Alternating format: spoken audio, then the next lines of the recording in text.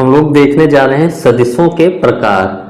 सदिश क्या होता है हम लोग क्लियर कट देख चुके हैं, एक बार फिर से सुन लेते हैं। सदिश हमारा वो राशियां होती हैं जिनमें परिमाण के साथ साथ दिशा भी हो, उनको हम लोग क्या बोलते हैं, सदिश। ठीक है, जैसे बल्ब होता है, बल्ब की आपको मात्रा भी बतानी पड़ेगी कि कितना है, यानी 10 न्यूटन बल्ब है, और किस दिशा में बल्ब लग रहा है ये भी बताना पड़ेगा। तो ऐसी राशियों को हम लोग जोड़ने घटाने के लिए अलग सा चैप्टर ये हमारा है वेक्टर, उसको सामान्य बीजगणित के रूप में हम लोग नहीं पढ़ते हैं। और सदिश को निरूपित करने के लिए भी हम लोग जान चुके हैं कि जो दिशा होती है, एक हम लोग जो है ये बनाते हैं तीर, ये प्रारंभिक बिंदु होता है, ये अंतिम बिंदु होता है। ठीक है, और इसकी दिशा क्या बोली जाएगी, ए से बी की ओर, और जो इसका जो ए बी जो लंबाई होगी, और इसको लिखा क्या जाएगा, ए बी वेक्टर, और इसका जो परिमाण होगा वो ए बी वेक्टर का मॉड। ये क्या होगा, जो लंबाई होगा उसको क्या बोलेंगे, परिमाण। यानी जो इसकी लंबाई होती है वो क्या हमारा बताता है, परिमाण बताता है। जैसे मान लेते हैं कि 100 न्यूटन बल आपको लिखना है, 100 न्यूटन बल ईस्ट डायरेक्शन की ओर, 100 न्यूटन बल, तो ये हमारा क्या है, ईस्ट डायरेक्शन में 100 न्यूटन बल। तो इसको बनाने के लिए हम लोगों का डायरेक्शन ईस्ट, हम लोग अगर ये माने east direction, west north south, तो इसको हम लोग रिप्रेजेंट करने के लिए वेक्टर रूप में कैसे दिखाएंगे, दिशा हमारी क्या होनी चाहिए, एक प्रारंभिक बिंदु होगा, एक अंतिम बिंदु होगा, और हमको दिखाना कितना है, 100 न्यूटन, तो हम लोग 1 सेंटीमीटर मान लेंगे कि 1 सेंटीमीटर बराबर 10 न्यूटन रिप्रेजेंट कर रहा है। तो 10 सेंटीमीटर लंबाई हम लोग खींच देंगे, तो ये 10 सेंटीमीटर हमारा क्या बताएगा, 100 न्यूटन बल। क्योंकि हम लोग जो है 100 न्यूटन को जो है कोई भी वेक्टर राशि को हम लोग ऐसे ही निरूपित करते हैं कि उसकी एक जो है मानक मान के हम लोग उसकी लंबाई खींचते हैं, वो हमारा परिमाण बताता है, और ये जो तीर लगा रहता है ये हमारा दिशा बताता है। ठीक है, तो ये पूरा हमारा वेक्टर का बेसिक बात अभी ये हुआ है। तो सबसे पहला होता है शून्य सदिश। शून्य सदिश सबसे पहला हमारा हेडिंग क्या रहेगा, शून्य सदिश। तो नाम से ही पता है आपका शून्य सदिश है, यानी इसका परिमाण क्या है, शून्य होगा, यानी इसमें कोई लंबाई नहीं होगी। इसको जीरो या नल वेक्टर भी बोला जाता है।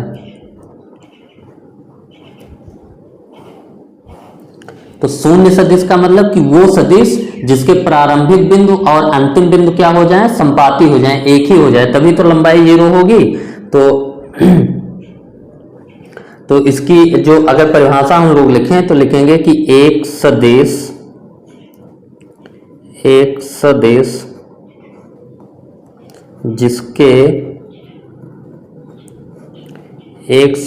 जिसके प्रारंभिक बिंदु, एक सदिश जिसके प्रारंभिक बिंदु एवं अंतिम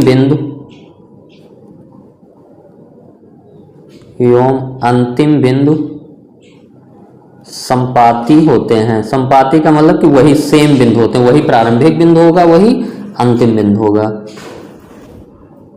होते हैं, कामा शून्य सदिश कहलाता है, कामा शून्य सदिश कहलाता है। तो ये हमारा हो गया शून्य सदिश। ठीक है, और इसे हम लोग जो है इसे जीरो के ऊपर ये तीर का निशान जीरो से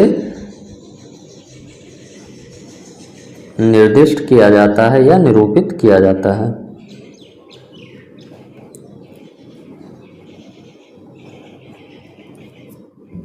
अच्छा, अब शून्य सदिश की कोई दिशा नहीं होती, क्योंकि प्रारंभिक बिंदु और अंतिम बिंदु सेम ही होते हैं, तो इसकी कोई दिशा नहीं होती कि इसकी दिशा बता सकें आप। ठीक है, और इसका परिमाण क्या होता है, शून्य होता है।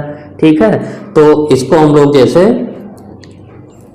ए वेक्टर बी वेक्टर, इसका मतलब क्या है, प्रारंभिक बिंदु भी ए है, अंतिम बिंदु भी ए है, प्रारंभिक बिंदु भी है, अंतिम बिंदु भी बी है, तो इससे भी हम लोग निरूपित कर सकते हैं, से भी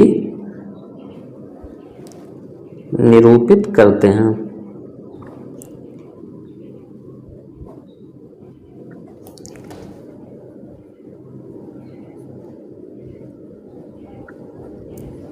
तो एक लाइन हम लोग इसमें और लिखेंगे कि जो शून्य सदिश होता है इसकी कोई निश्चित दिशा नहीं होती। पहला पॉइंट, शून्य सदिश, शून्य सदिश की कोई निश्चित दिशा नहीं होती। और दूसरा बिंदु क्या है, शून्य सदिश का जो परिमाण होता है वो क्या होता है, 0 होता है। शून्य सदिश का परिमाण 0 होता है, यानी उसकी कोई लंबाई नहीं होती। प्रारंभिक बिंदु और अंतिम बिंदु वही हो जाएगा, उसकी कोई लंबाई नहीं होगी। ठीक है, तो ये तो हमारा पहला डिफिनेशन हो गया शून्य सदिश। अब हम लोग अगला देखते हैं अपना, दूसरा हमारा है मात्रक सदिश। दूसरा हेडिंग हमारा है मात्रक सदिश।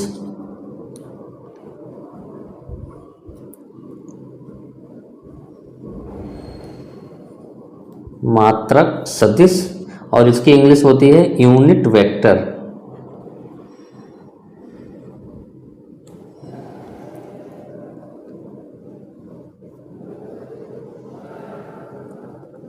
तो यूनिट वेक्टर अगर इंग्लिश नाम से देखें तो यूनिट या इकाई वेक्टर, इसको मात्रक सदिश भी बोलते हैं, मात्रक। लेकिन यूनिट वेक्टर का मतलब इकाई सदिश। इकाई सदिश का मतलब कि जिसका परिमाण क्या होना चाहिए, एकांक होना चाहिए, यूनिट होना चाहिए, एक होना चाहिए, उसको क्या बोला जाता है, मात्रक सदिश। तो इसकी परिभाषा क्या होगी, एक सदिश जिसका परिमाण 1 होता है उसको क्या बोलते हैं, मात्रक सदिश।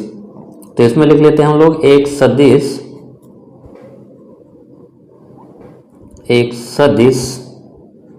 जिसका परिमाण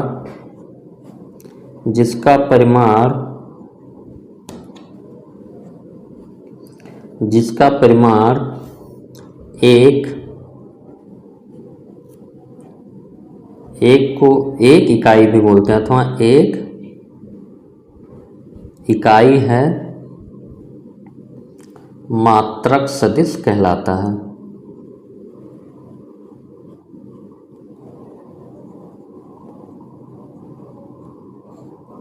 मात्रक सदिश कहलाता है। तो मात्रक सदिश हमारा क्या हो गया, वो सदिश जिसका परिमाण क्या होगा, दिशा कुछ भी हो सकती है। मात्रक सदिश की दिशा कुछ भी हो सकती है लेकिन उनका परिमाण क्या होना चाहिए, 1 होना चाहिए। ठीक है, कहलाता है। तो किसी दिए गए वेक्टर की दिशा में हम लोग मान लेते हैं कि ये हमारा कोई वेक्टर a है। ठीक है, ये वेक्टर हमारा a है। अब इसका परिमाण कुछ भी हो सकता है, 10, 20, 30 कुछ भी हो सकता है। तो इसकी दिशा में जो एकांक सदिश होता है उसको हम लोग a के ऊपर कैप ऐसे लिखते हैं। ये इसकी दिशा में एकांक सदिश क्या निरूपित करते हैं, a कैप। ये हमारा a कैप क्या है, ये वेक्टर a की दिशा में एकांक सदिश, यानी ये जो वेक्टर a कैप है इसका परिमाण कितना है, 1 यूनिट, और इसकी दिशा क्या है, वेक्टर a की दिशा में है। तो इसमें एक लाइन और लिख देंगे हम लोग कि दिए हुए सदिश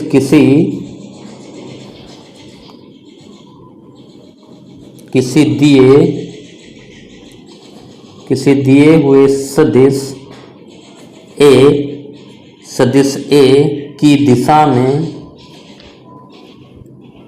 दिशा में मात्रक सदिश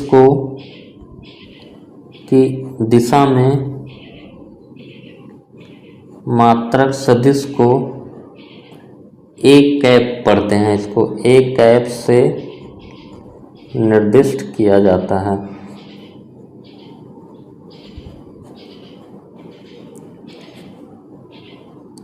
ठीक है, यानी अगर आपका कोई वेक्टर x है, ठीक है, ये वेक्टर x है और x की दिशा में ही एकांक वेक्टर यानी x की दिशा हो और इसका परिमाण कितना होगा, इकाई। ये जो वेक्टर है इसका परिमाण कितना है, परिमाण इकाई है। और दिशा क्या है हमारा, दिशा हमारा क्या है, वेक्टर x की दिशा में। तो इसी को हम लोग क्या पढ़ते हैं, x कैप। तो एक्स कैप हमारा होता है वो क्या होगा, उसके परिमाण 1 होगा और दिशा क्या होगा, वेक्टर एक्स की दिशा में। तो ये हमारा हो गया अगला एकांक सदिश। तो एकांक सदिश का परिमाण 1 होता है और उसकी दिशा कुछ भी हो सकती है, और किसी दिए गए सदिश की दिशा में एकांक सदिश को एक वेक्टर ए की दिशा में एकांक सदिश को एक कैप से प्रदर्शित किया जाता है।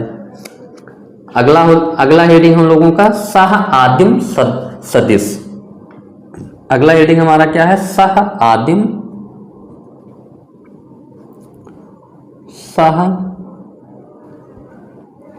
आदिम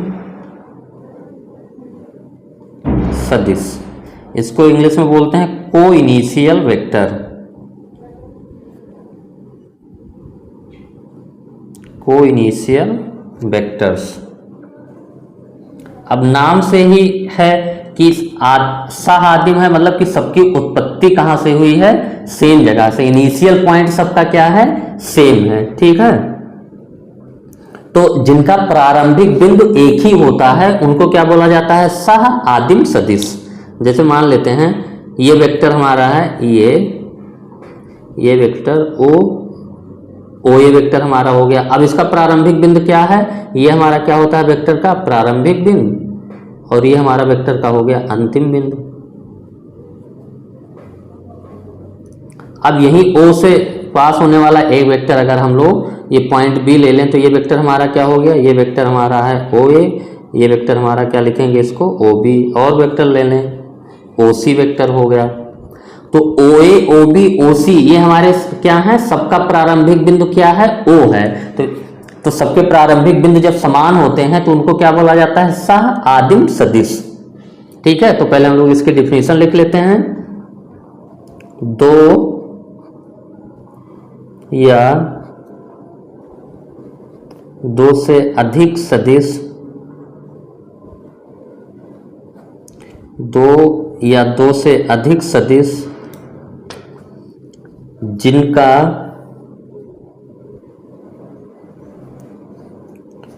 जिनका एक ही प्रारंभिक बिंदु,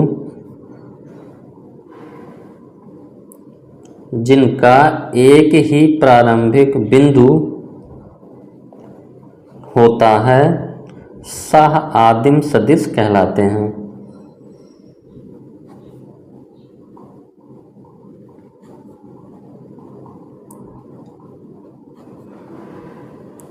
अच्छा, आदिम जो है, ये आदम जो है, सभी हम लोग जो है अगर देखा जाए तो सब लोग बोलते हैं कि आदम और ईव की हम लोग संतानें हैं। यानी हम लोग सभी जो है सब कहाँ से हुए हैं, आदम से। आदम ही थे शुरू में, आदम और ईव शायद नाम था, तो उन्हीं की सब संतानें हैं। तो इसीलिए इसको ऐसे बोला जाता है आदिम की। वो आदम जो है आदम की ही सब संतानें हैं, यानी सबका शुरुआती बिंदु क्या है, सेम है। तो वहाँ से आदिम आया है, सह आदिम सदिश कहलाते हैं। ओ ए सदिश, ओ बी सदिश, ओ सी सदिश सह आदिम सदिश हैं। ये एग्जाम्पल भी आपको दिखा दिया, सह आदिम सदिश हैं क्योंकि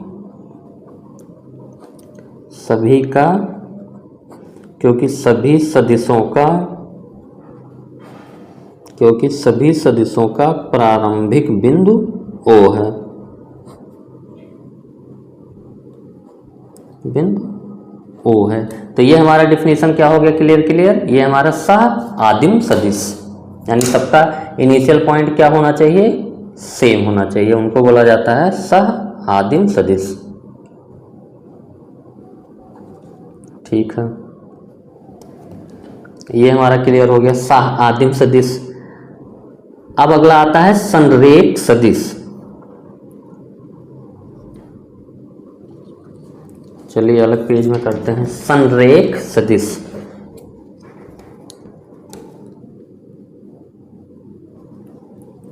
हेडिंग हमारा क्या होगा, संरेख सदिश। संरेख की अंग्रेजी क्या होती है, कोलिनियर वेक्टर्स।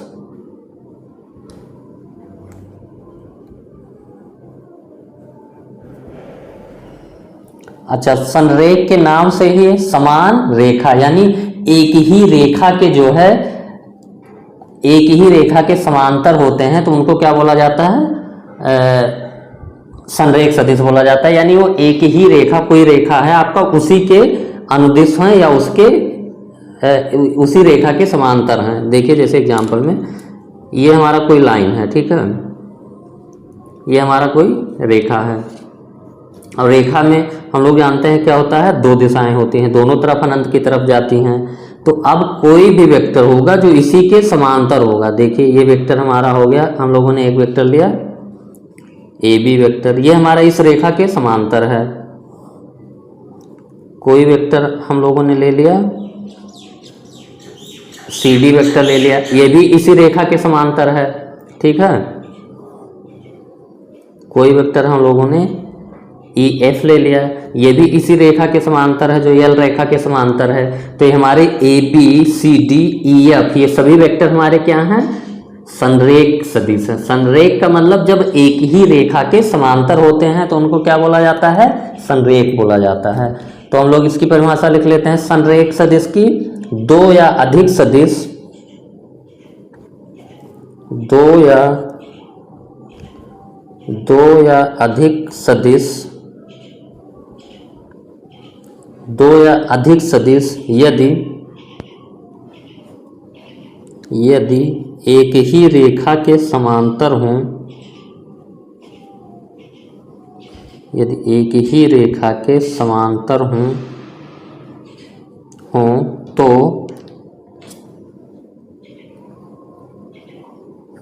वे संरेख सदिश कहलाते हैं।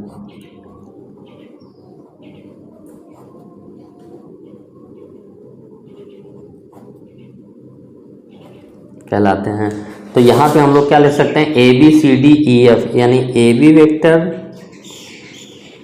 सी डी वेक्टर और ई एफ वेक्टर क्या हैं, संरेख सदिश हैं।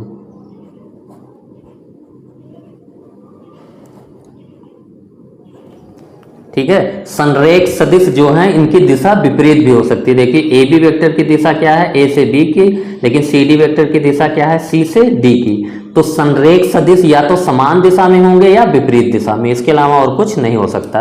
तो ये हमारा हेडिंग हो गया संरेख सदिश। अगला हेडिंग आता है हमारा समान सदिश। अगला हेडिंग हमारा क्या है, समान सदिश, यानी दो सदिशों को समान कब बोला जाएगा, समान सदिश यानी इक्वल वेक्टर। तो दो सदिश समान कब होंगे, क्योंकि सदिश में जो भी चीजें होती है, परिमाण होता है, दिशा होता है, तो परिमाण भी सेम होना चाहिए और दिशा भी सेम होना चाहिए, तभी हम लोग जो है दो सदिश को समान कह पाएंगे। तो समान सदिश का मतलब क्या होता है कि उनके परिमाण भी सेम हो और दिशा भी सेम हो, यानी दो सदिश ए और बी अगर समान तभी होंगे जब उनके परिमाण और दिशा दोनों समान हों। तो हम लोग इसकी डेफिनेशन लिख लेते हैं कि दो सदिश ए तथा बी समान सदिश कहलाते हैं। दो सदिश ए तथा बी समान सदिश कहलाते हैं यदि उनके परिमाण एवं दिशा, यदि उनके परिमाण एवं दिशा समान है। इनको ए बराबर बी रूप में लिखा जाता है। अगर दो वेक्टर ए और बी बराबर हैं तो इनको ए बराबर बी लिख देंगे। यानी अगर ए वेक्टर और बी वेक्टर हमारे दोनों जो समान होंगे तो जो वेक्टर ए की जो लंबाई होगी वही हमारी वेक्टर बी की लंबाई होगी, और जो वेक्टर ए की दिशा होगी वही हमारी वेक्टर बी की दिशा होगी। तब हमारा क्या होगा, वेक्टर ए बराबर वेक्टर बी। यहाँ पे क्या है, दोनों की दिशा भी समान है और लंबाई भी समान है। तो ये हो गया हमारा समान सदिश। अब अगला आता है हमारा ऋणात्मक सदिश। अगला हेडिंग हमारा क्या होगा? ऋणात्मक सदिश।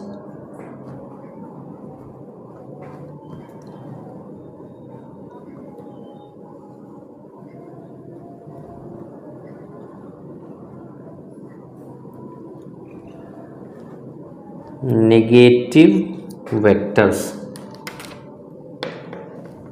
या नेगेटिव ऑफ ए वेक्टर, किसी भी वेक्टर का जो नेगेटिव क्या होगा, यानी उसका ऋणात्मक सदिश क्या होगा। तो ऋणात्मक सदिश का सीधा सीधा मतलब होता है कि उसका जो लंबाई होगा वेक्टर का, दोनों का समान होगा, बस दिशा क्या होगी? विपरीत होगी। ठीक है, यानी एक वेक्टर हमारा ये है तो उसी लंबाई के बराबर और जस्ट विपरीत दिशा में जो वेक्टर होगा उसको क्या बोला जाएगा? इसका निगेटिव वेक्टर है। ठीक है, तो ये हमारा अगर वेक्टर ए है तो इसको हम लोग क्या लिखेंगे? Minus of vector A. तो यानी ऋणात्मक सदिश में क्या होना चाहिए? जो परिमाण होगा, परिमाण का मतलब क्या होता है? लंबाई। ठीक है, लंबाई। तो परिमाण क्या होना चाहिए? समान होना चाहिए। परिमाण समान होना चाहिए और दिशा क्या होनी चाहिए? विपरीत होनी चाहिए। तो अगर परिमाण समान है यानी लंबाई समान है, अच्छा परिमाण हमेशा धनात्मक होगा, इसका मतलब ये नहीं कि माइनस ए वेक्टर है तो इसका परिमाण ऋणात्मक होगा, क्योंकि लंबाई हमेशा धनात्मक होती है। तो ऋणात्मक सदिश का मतलब कि परिमाण समान और दिशा विपरीत। तो इसकी भी हम लोग जो है डिफिनीशन लिख लेते हैं। एक सदिश जिसका परिमाण, एक सदिश जिसका परिमाण दिए हुए सदिश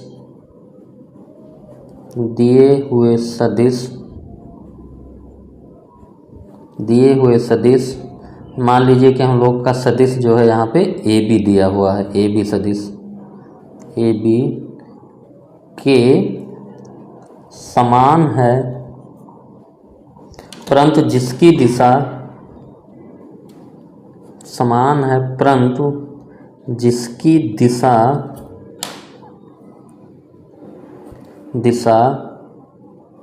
दिए हुए सदिश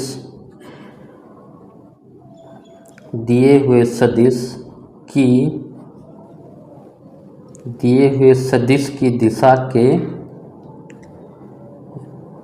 विपरीत है, दिए हुए सदिश का ऋणात्मक सदिश कहलाता है। दिए हुए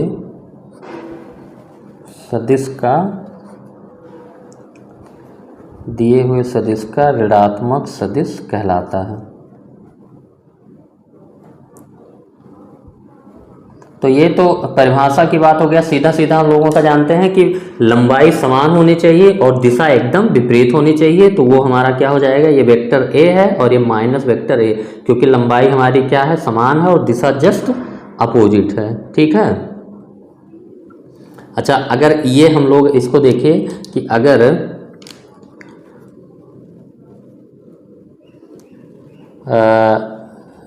एग्जाम्पल एक लिख लेते हैं कि हम लोग यदि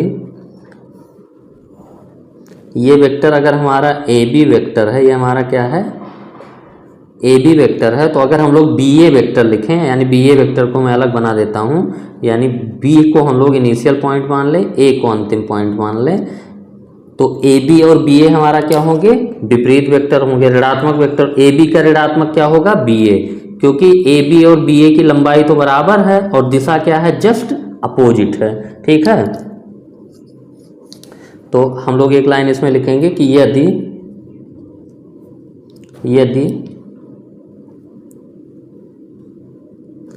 नहीं लिखेंगे, हम लोग लिखेंगे कि सदिश बी ए सदिश ए बी का ऋणात्मक है। इसमें कोई डाउट नहीं है, सदिश ए बी का ऋणात्मक है और इसे अच्छा, लिखना हो तो कैसे लिखेंगे हम लोग? अगर ए बी वेक्टर बराबर हम लोग क्या लिखें? Minus B A vector. ठीक है, माइनस बी ए। देखिए, क्योंकि ए बी वेक्टर हमारा ये है, बी ए वेक्टर हमारा ये है, यानी बी ए वेक्टर का अगर माइनस आप कर दें तब ए बी वेक्टर आपको मिलेगा। बी ए वेक्टर का माइनस करेंगे यानी बी ए वेक्टर की दिशा बदलेंगे, अपोजिट करेंगे और लंबाई वही रखेंगे, तब आपको ए बी वेक्टर मिलेगा। तो अगर दो वेक्टर बी ए वेक्टर और ए बी का ऋणात्मक है तो कैसे लिखेंगे आप? A B vector equal to minus B A vector. या इसको ऐसे भी लिख सकते हैं कि बी ए वेक्टर जो होगा हमारा, जो बी ए वेक्टर होगा उसको हम लोग लिखेंगे माइनस ए बी वेक्टर। ठीक है, तो ये हमारा हो गया सदिशों के प्रकार।